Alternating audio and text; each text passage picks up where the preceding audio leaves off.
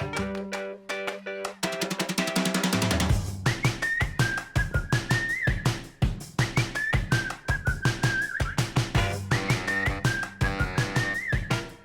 to It's a Parent Podcast, a show about how our parents shaped us, who we are because of it, and what we're going to pass down to our kids. I'm your host, June Chung. Today I'm talking to Venessa Diaz, a Queens, New York native. She's a Puerto Rican writer, performer, producer.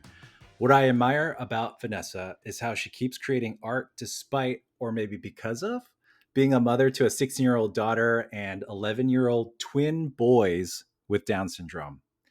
And she seems to love bringing people together, which I really admire and want to talk to her about.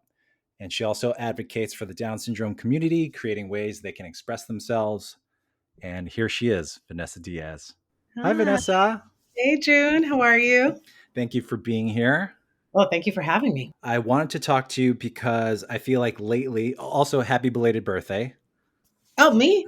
Weren't you? Was it? In July.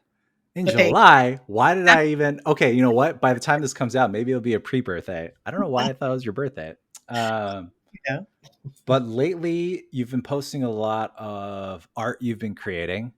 Correct. And we met through the Sesame Fellowship Writers Program. But before we get into all that, I was wondering if you could describe either your parents or your caretakers, like who raised you. Well, it's funny you mentioned that because I Mm-hmm. wrote a one-woman show all about that. It's called Organic Sofrito or Other Mm-hmm. Recipes for Disaster. And it's mainly about my relationship with my mother, who primarily raised me after my parents separated at about 7 years old. Mm.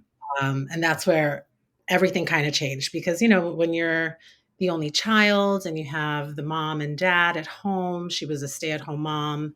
So she was there to care for my every need. She'd clean my room for me, all my meals. I was definitely a spoiled little brat, to put it mildly. And my dad had a dry cleaners, and he'd work long hours and come home, and I'd pretty much be waiting for him by the door. And he'd always come home with like a little gift or something just to keep me happy. And but there was a lot of tension in the home. They were not the best at communicating. There was a lot of fights. I remember waking up in the middle of the night and just hearing all these screams, and I'd pray that they'd get a divorce because I just couldn't take it anymore. By 6, you were already aware of Oh yeah. divorce. Yes, because maybe it's something that I'd hear on TV because I loved, sitcoms and things like that. But I knew what divorce was.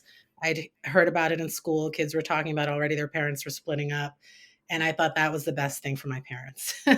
Wow, you were pretty woke as a 6-year-old to recognize a toxic relationship I that mean, maybe it's better they're better off apart. of course, I mean, you can't sleep at night when people are screaming and then, your mom's sleeping in your room.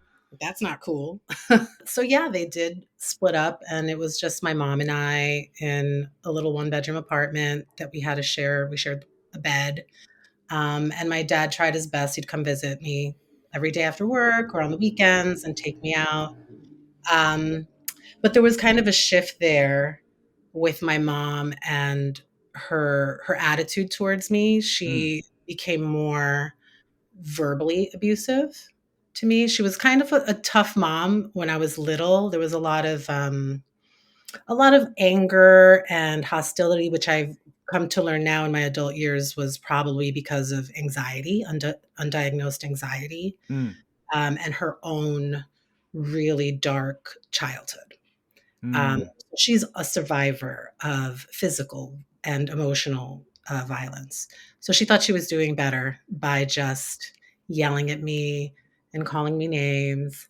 And it was really detrimental for me to see this woman who I knew loved me and Mm. would do anything to protect me, who worked tirelessly for me, but at the same time could be the biggest bully. Just give a little taste of what your one woman show was like and how you would channel your mom. And So I'd probably wake up in the morning with a knock on the door and a mira pu- get up already. It's fucking late. I'm gonna be late to work because of you, little bitch.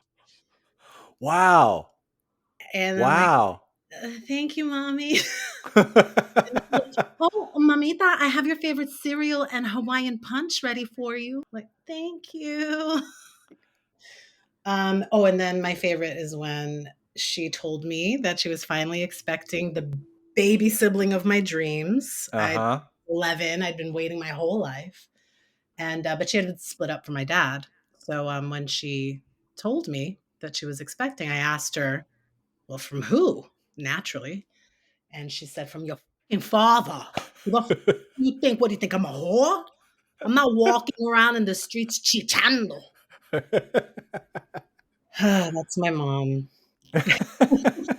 How did you not believe your mom, or did you? And then how did you unbelieve her with all the name calling at the time? Like now as an adult, like were you able to believe your husband when he adored you? And then that happened with my wife. Like she would encourage me, tell me things. I didn't believe it at first because it's like I don't believe in myself. But then she Yeah. kept saying it, and then I think it definitely healed me in that manner. So I Mm. thank my wife for that. I don't know if I've actually thanked her, but I should do that. But just wondering, do you believe you're, not a motherfucker? All the things your mom called you now, or is it still a process? It's still a process because I do have that imposter syndrome. Mm. Like when like working with you guys, I'm like, they're gonna fire me. They're gonna be like, yeah, we read your script. It's shit. Next. Hmm. Like I never think I'm good enough. Um, but that doesn't I don't want to say it's necessarily from her. Uh, I think Yeah, I that's was just being a writer. right. I hear other people suffer from it too. So, but maybe the fact that it was also coupled with extreme amounts of love and positive things that I could see that she did love me and she did think I was amazing. Yeah, but it did take a lot of work and self reflection and just self determination. Self How did determination. you find out that that's not the way to love someone? Calling them names, but then right away giving them something they want, or think, I she loves this cereal, so I'm gonna get it for her after I just verbally abused her. But how did Yeah. you unpack that so that you don't repeat it? Yeah, I don't know. I mean, obviously I knew it was wrong because of how I felt. Mm, Um, and then there were people around to say, "Don't say that to her. Don't do that. Don't treat her that way." So I knew that what she was doing wasn't right. got it. Um, but there were other people in my life and other relationships, like, cousins and aunts and Hmm. people that treated me with great kindness. My father never spoke to me that way. Can you talk to me about your dad and why you adored him so much? Like maybe I got to figure out how to make Penelope love me to Oh, that point. listen, forget it. But just wondering, like, yeah, what gave you the googly eyes of like this Yeah, I don't know what dad the psychology is adoration? Yeah, behind it, right? But there's a clear thing with daddy's girls and just that masculine energy that's so protecting and strong, and I don't know. I don't know. I just always felt very nurtured by him. Just like babies have a smell, my daddy, his cologne or something like that. Even to this day, I kind of melt. I'm like, "Hi, daddy." But then I remembered, daddy wasn't always the best. He wasn't Hmm. like the best husband to my mom. He was kind of a jerk because he was, young and handsome. Uh, and I lost my train of thought. Perimenopause. That's another one. Fun one. You don't remember. lately, so I've been on parental leave, and my wife pointed out, I think you have dad brain because lately I've been like grabbing stuff and just dropping everything. Wow. Just my hands aren't shaking. There's no sense of slippery fingers. I'm just grabbing something and then it falls. A toothbrush, a mug I broke today actually. Oh, Like, and then she's like, "You're probably just thinking about too many things." And it's It's a just lot. literally slipping through my fingers. It's a lot. My dad, he didn't always show up for my shows. He didn't Mm. show up for my kindergarten graduation. He didn't show like things like that. And I remember that I would sit backstage sometimes and cry that my dad wouldn't come see my shows. But eventually he would when my sister got involved in theater. So Mm. he'd come see us. Was that due to work? or as his excuse was working, or Excuse, right, because that was his own business, so mm. I don't buy it. But now I know he has social anxiety. This man can't be around people. He shuts down. Oh, uh-huh. So I get it now. Two anxious people coming together. What do you create? A mess.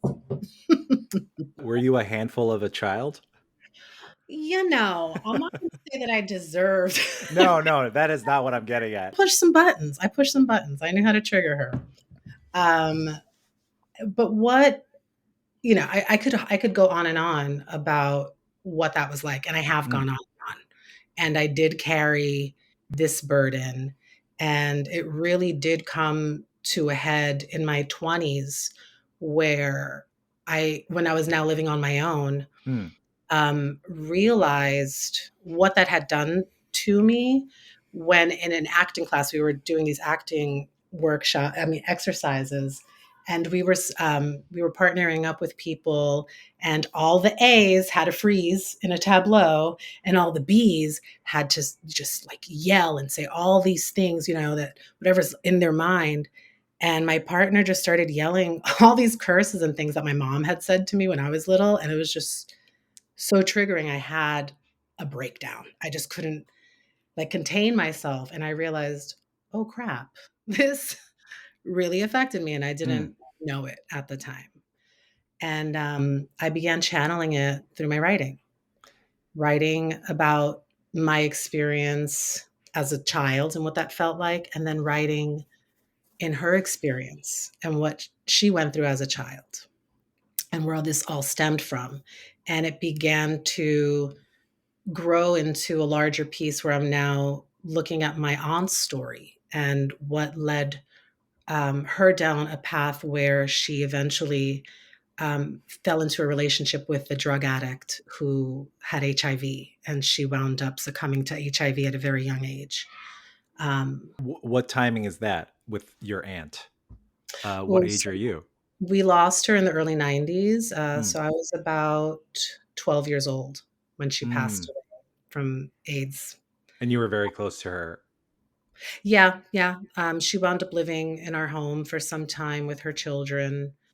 So I was there for the early onset of her diagnosis, and I got to Hmm. see her struggling with that.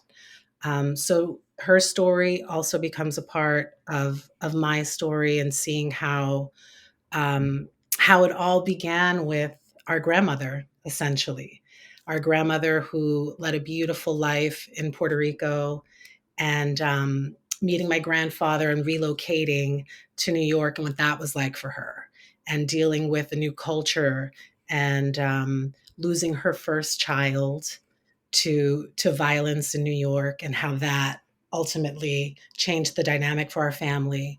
And now she was parenting her children um, through her pain and her Mm. depression, which then led to abuse and our lovely generational cycle of trauma.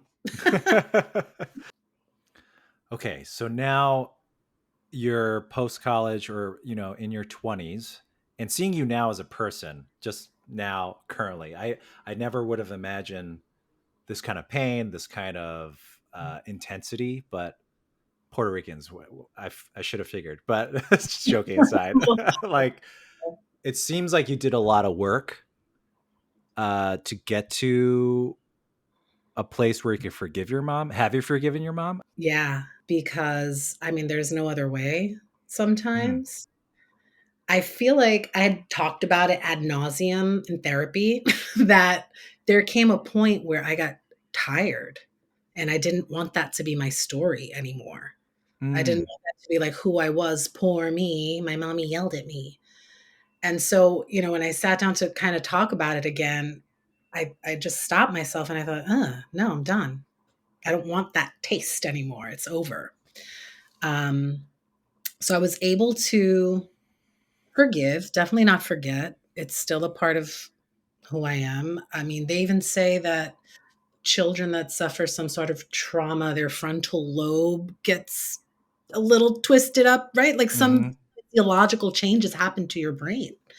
So, there's always going to be remnants actually, no, it is who I am, right? You're shaped by your experiences. So there's no getting away from that. It's just, what do you do with that? You What do know, you, now that I'm thinking, like, Koreans have big heads and there's a lot of generational trauma, so I wonder if there's something to that frontal lobe thing you just said. ah, Has your mom seen the show to yeah. reflect back what you thought of her, and how did she react? Because that's like a confessional at that point if your It, parents see that. it is. And it was hard to write. I shared the first draft with her, and there was a lot of Wow. resistance, a lot of, that's not true. I didn't say that. And we're like, my sister's like, oh, yes, you did, 100%. Because she even said those things in front of her friends. This wasn't a secret. People saw, people knew. Um, but every time she's seen the show, and she's seen it multiple times, she's so proud. She brings as many people as she can, and she always calls me the next day in tears, Mm, apologizing. And to which I have to say, it's okay. You made me who I am. It's okay. I love you. I forgive you. It's fine. Because the truth is, she was a victim, and she was really trying her best, the way she knew how. And I really believe that. do you think it's through her she was able to forgive you? I feel like as victims, sometimes you don't come to the other side because that's what you know, and it's hard to apologize for something you don't think you did. But Mhm. how do you think she was able to process some of those realities? I think it was really hard for her because I don't think she had the closure that she needed. Hmm. Her mother uh, got very ill in her 50s, and my mother cared for her to her last dying breath. Mm, And she had forgiven her. She said she forgave her for the tremendous abuse she suffered. And I could never understand that. It sounded way mm. beyond what I thought a person could accept or forgive someone for. But I guess she understood where that trauma came from. You know, her mother lost her son in a violent manner and lost her mind, and she wasn't able to be a mother after that. So to see my mother forgive her, I knew that that's the only way I could move on. Um, and she taught me how to be a great mom. She taught me not to yell and scream at my children. Mm. They have never been called a name. Actually, no, wait, I take that back. So good. Yeah, if your kids were here, would they back you up with that? Right, well, right? So there's a rage that lives inside of me because I still feel, right? I still get angry, but I can't scream at my children. So it's still in there though. Hmm. This one particular time, my daughter had done something silly. I don't remember what it was. She must have been 9 or 10. And I got really angry, and I just kept feeling it like bubbling. And I was like, what is wrong with you? What are you? And all the names were just going through my head. I'm like, oh, I cannot say those things. And I said, a nitwit. And I thought, oh, thank God, Vanessa, you go, girl. You called her a 1950s. You remembered something from Looney Tunes, but it devastated her. It's like I called her the names my mom did. And she began crying and said, Mommy, a good mother doesn't call their kids names. She said Well, that at 9 or 10, right that, there. of course, she's brilliant. And I said, you're right. Oh my gosh, I was like dying inside because I was like, you didn't call her a motherfucking hoe, bitch ass. Yeah, a nitwit. Yeah, so that was enough. That was Wow. enough. See, you can't be mean to your kids. You just can't. To a degree. Degree. Yeah, that is a great lesson of seeing parents and not wanting to be certain ways. Like they're showing you ways that they have hurt you, so you don't want to pass that on either. And that's a Absolutely not. it's a Absolutely. passive lesson, really. I mean, it's Mhm. active, but it's, you have to come around to it. Yeah, yeah. I mean, listen, I've taken the door off my daughter's bedroom, Mm, which I've been told by other parents, "Oh, that's how could you do?" Well, Oh, well, at a certain point, it's like, well, if I can't see, if I don't know what's going on, then I need to see. If you're not gonna, I need to see. So there's some things that I've done as a parent that other people don't agree with, but I would never do anything to berate my child, to make them feel inferior, less than, to have them question their worth, their Mm. integrity, their value. Um, yeah, but I'm not opposed to. She hasn't gotten the flip flop, but let me tell you, if she needed it, if she did something to deserve it, she would have gotten it. I'm sorry. Going back to your parents a bit, definitely seems like a painful journey from childhood to now. But is there anything from both of them that you're so glad that they passed on to you? Definitely their work ethic. Mm. My father was always an entrepreneur and wanting to start his own businesses. He had many dry cleaners with his siblings, 6 siblings in total, and they all had their various You know, my dry cleaners. parents have a dry cleaners too, and Really? yeah, and so I mean, it's fun. It's great that your dad had actual siblings Uh, working together there, but we'd have secret. Our employees who are also Korean, we'd say these are our brothers and sisters to make ah, it seem like a family right, right. business, and then customers would feel that much more Yeah. like, oh my gosh, it's a family business. But of course, it's all a Exactly. ploy to get Won't tell uh, customer service going. But yes, work ethic. Yeah, dry cleaning is a hard business. A lot of anyone. sweat, Mhm. a lot of blood and tears. Yeah, for But sure. they were a unit. Your dad's family. Yeah, yeah, they were. So to see that, to see my mom again, always, getting up early in the morning to work and then come home and make dinner, it it just definitely instilled in me a great sense of being responsible, being professional all the time, never Mm. taking anything for granted, and really knowing the value of work. Has that shown up in bad ways? Because I feel like it took me a long time to enjoy myself because it's like work, work, work, work, work, Yeah. and maybe don't leave room for play. So just wondering how that's shown up in a good way or a bad way for you. I struggle with the fact that I do take on way too much. And I don't know if it's because I have like undiagnosed something going on, because it really is way too much. And I find myself completely overwhelmed and spent and thinking, why did I do this? But I keep doing it. And I think I've seen those same things in my parents, those same traits of kind of being Mm. like workaholics when it's something that really excites you. And my problem is that anything creative excites me because I'm always just thinking of new ideas and new things that I want to create. Hmm. It's great that you've done a one woman show to really reflect on these feelings. Is there something you didn't quite understand about them until recently? Well, your mother for sure. How about your father? Yeah. My father, and as he gets older, it's interesting to see your parents age, right? Because there are superheroes, and to see them not just, in a state where physically and maybe a little mentally they're not as strong as they used to be, but you start to really see those imperfections Hmm. in certain like actions, for example, where you thought that they were like on it all the time. And it's like, huh, like, why do I have to tell you to do this? Or didn't you know this already? Or why do I have to keep reminding you? Yeah, they're flawed, aren't they? I would And say. yeah, this I've talked to them more than in my college years for sure because you're just trying to find yourself. And then now I've become a parent, so I want to try to reach out to them so that they connect as grandparents, but also like I see them. You just can't believe that they were 20 something raising you, and then Right. you're thinking of your brain and how you're being as a person now, and you're like, what?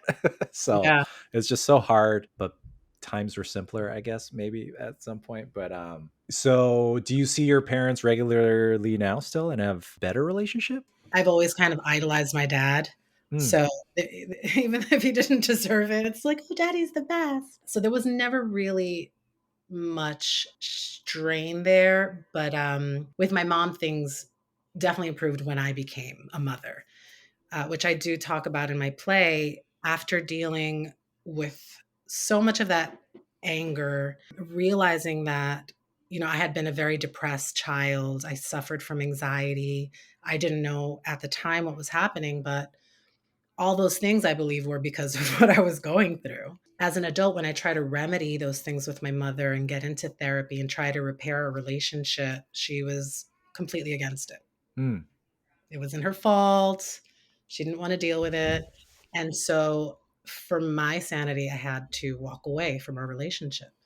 And I decided that she was dead to me, is what I said. And I do have a sister who's 12 years my junior. So I always still was in touch uh, with my mom because I had to, see my sister. Um, but the day that I found out I was expecting, I called my mom. Hmm. I felt like I had to call her, and she didn't feel like there was anything wrong. She didn't know that she was dead to me. She just didn't hear from me as much. Mm. Mm. Oh, you did not I was verbalize this, but you right, mentally verbalize it. Oh, said you it. can't see a Puerto Rican mom. I was a little shocked. I thought you were like, "You're dead to me. I'm not talking to you ever again. Goodbye." But I'm No, glad it was internal because I don't it think was I'd be talking to internal. you right now. No, no. You've heard of that flip flop, right? I still respect the woman, so I didn't say that to her. But there was definitely a distance in my heart, my mind, and when I found out I was expecting, I knew I needed my mom. Hmm. She quit smoking immediately, which was like a big thing for me because she had suffered a brain aneurysm and she wasn't being healthy, and I was begging her to change her ways, and so she did. And we just started talking more, and I really started understanding how she must have felt Hmm. becoming a new mother. She was younger than I was at the time. She didn't have the kind of support from my father the way I did with my husband, who adored me. So I knew that she must have felt isolated. And just all the fears and the anxiety of becoming a new mom and what that must have felt like for her. And then what she must have gone through raising me, again, not having that same support. So I really started to understand her in a different way. And so that brought us closer together. While you were raising your kids, was she good about not mothering you again, or was she doing it all over again? I mean, her mother, the good things came out, right? She wasn't yelling or cursing or screaming or berating me. So yes, things had eased up, but then to see her with my kids and doting on them and loving them and never raising her voice with them, or getting frustrated with me if I got frustrated with them, and I'm like, excuse me, like, I'm not yelling at them, mom. Yeah, so that definitely changed our dynamic. But the things that she would do, she'd always have a little like, well, I this is how I do it, or this is the way I would make things. So it was a little of that little tension, but nothing bad. Let's turn to your kids. Your daughter is like a spitting image of you. She looks just like you. And Aw, then thank you. you have two twin boys with Down Mhm. syndrome. What's something of yourself that you would love to pass down to your kids?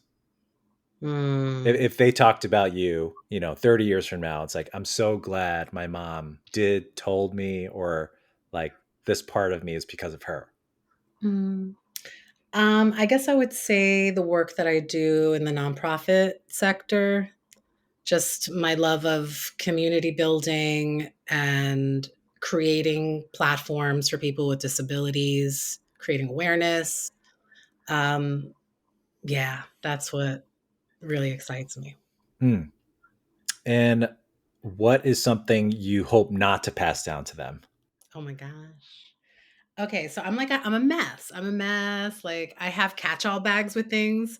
So, like, mail will pile up and stuff, and then we're having company. So I'll just take everything and put it Mm. in the bag, and the bag will go away. And then my husband's like, "We're late on the mortgage. Oh, the bill is in the oh, let me look at the bills."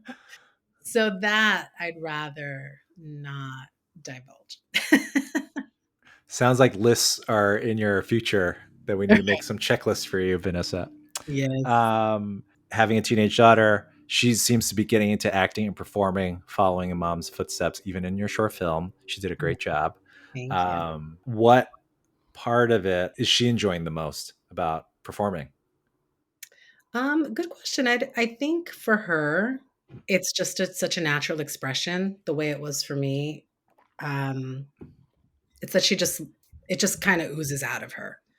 And so much so that she kind of takes it for granted. She didn't have to, work and discover how to get these performance opportunities.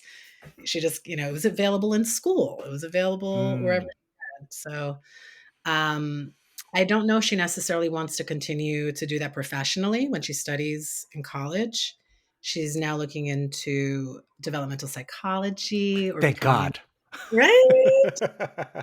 Or becoming an occupational therapist. Wow.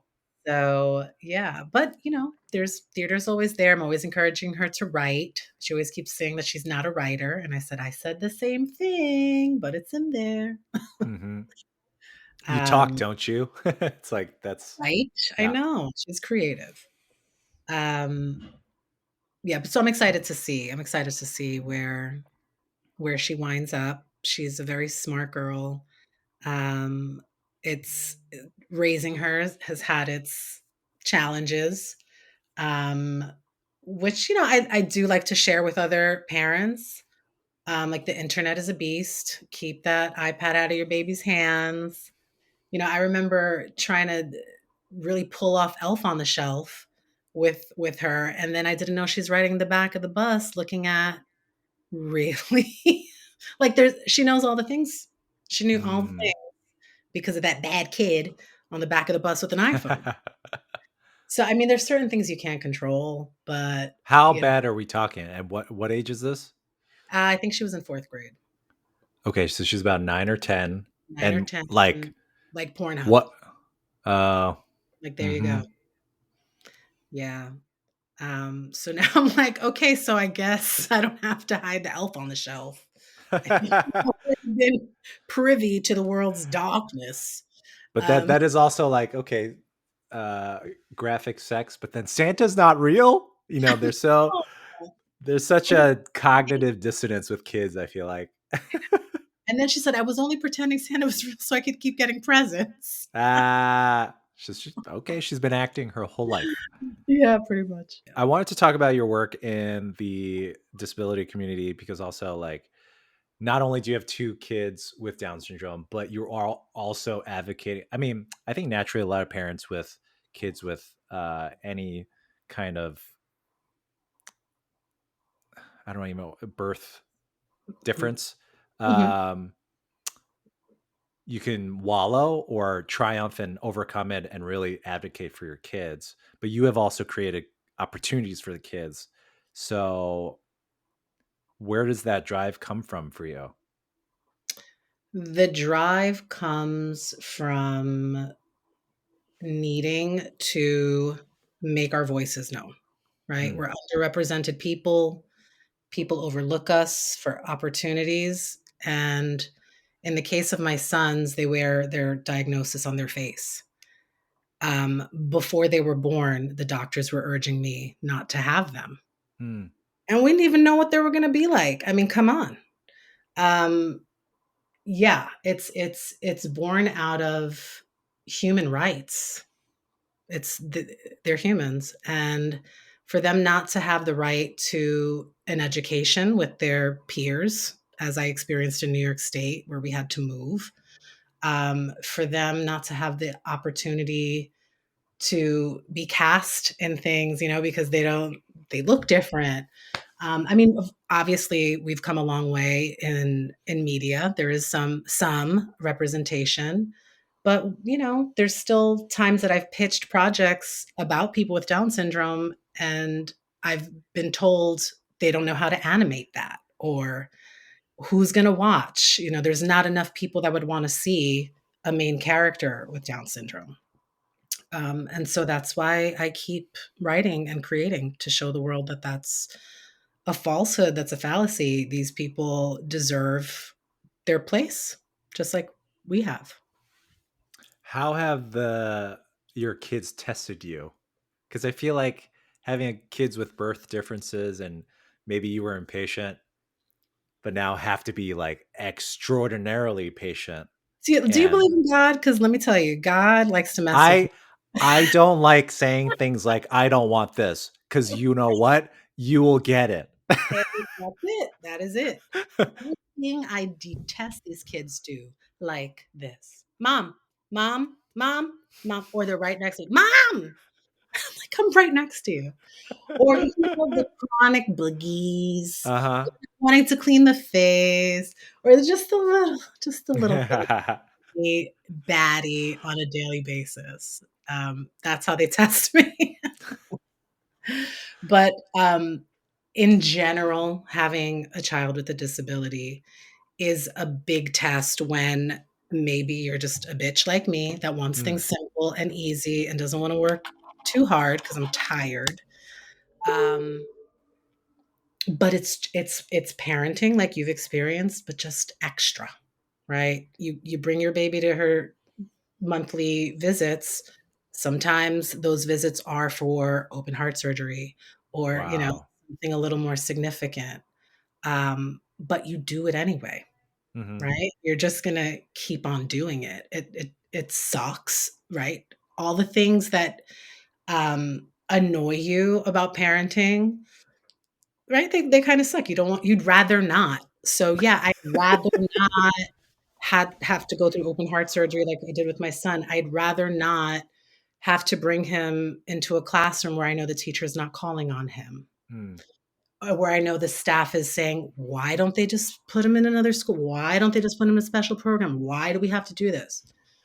Um, yeah, I'd rather not, but again, these are people, these are humans. They're my babies. I'm gonna kick down doors. I'm gonna shake people, and I'm gonna make art. Absolutely. That's I our want to job. see you channel your mom, but to the people that are hurting your kids, you know? Mother,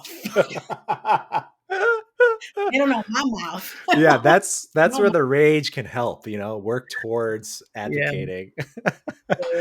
And then your kids are like, "What the? Who is this?"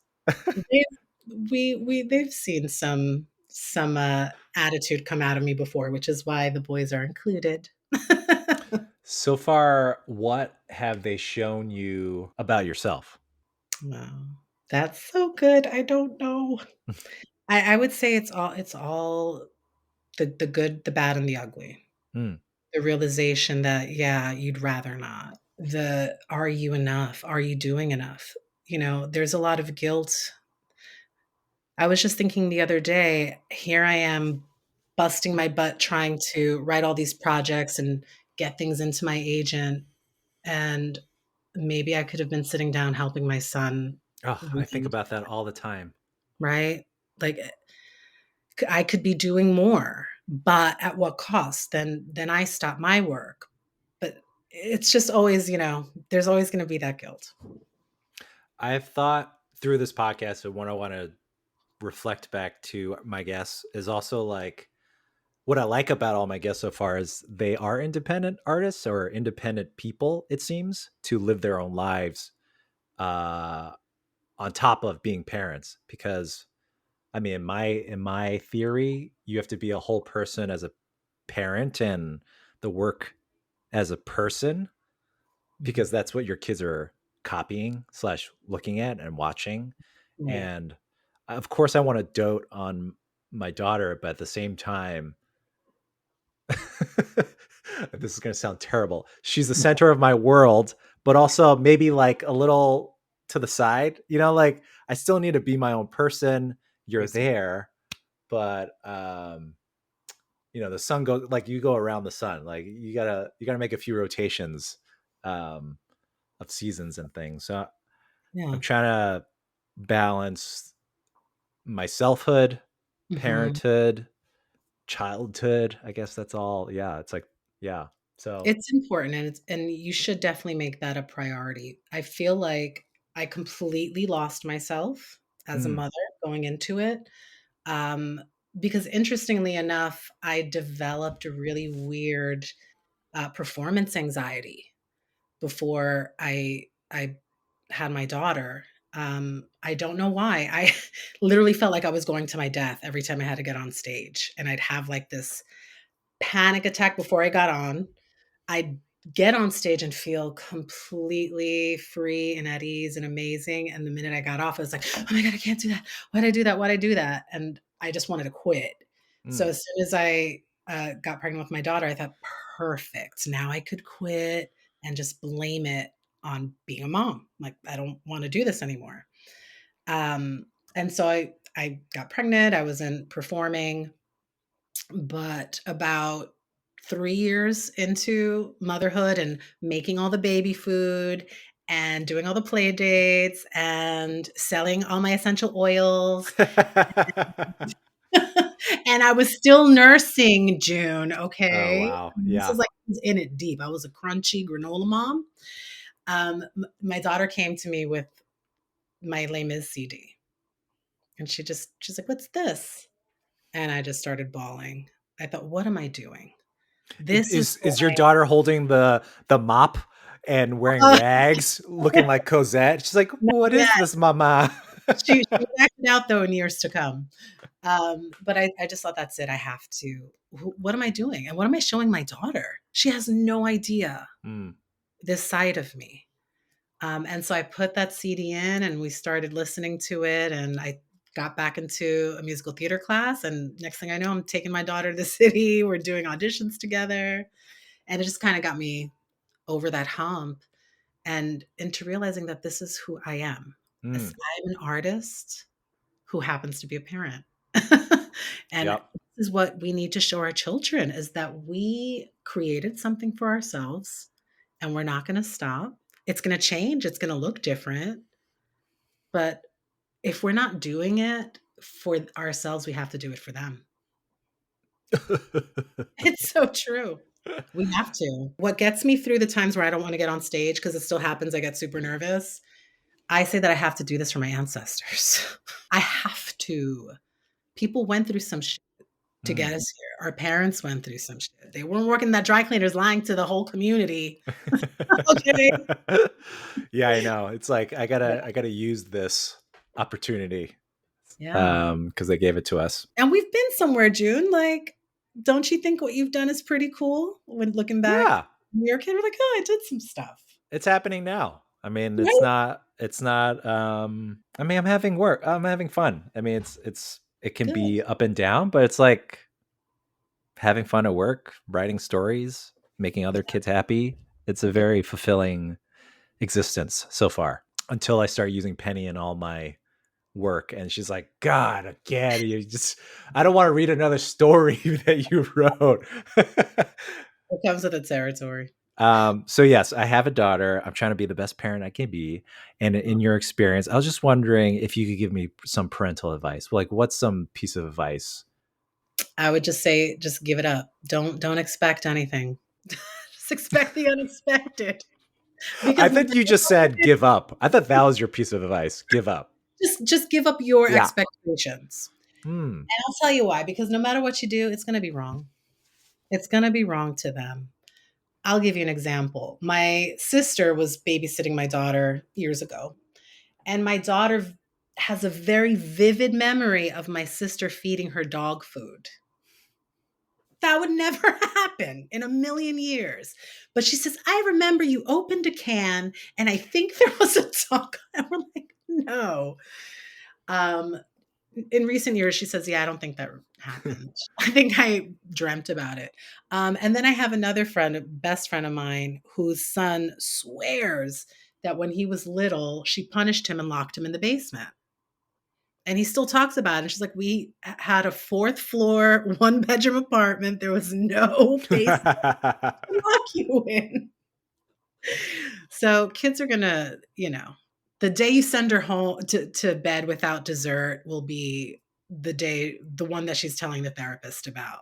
So Got it. So yeah, a lot of core memories happen without you even realizing it. I mean, for you, your dad not showing up to your kindergarten graduation. I mean, those things, for whatever reason, really stick around. yeah, that was a big day. He came to my wedding though. He came to my wedding. I didn't think that would happen, but he did. Well, that was the podcast. Thank you for doing it. Oh, of course, And me. it's a parent that you're great, and you're great at being a parent. So Thank you. You this has been too. wonderful.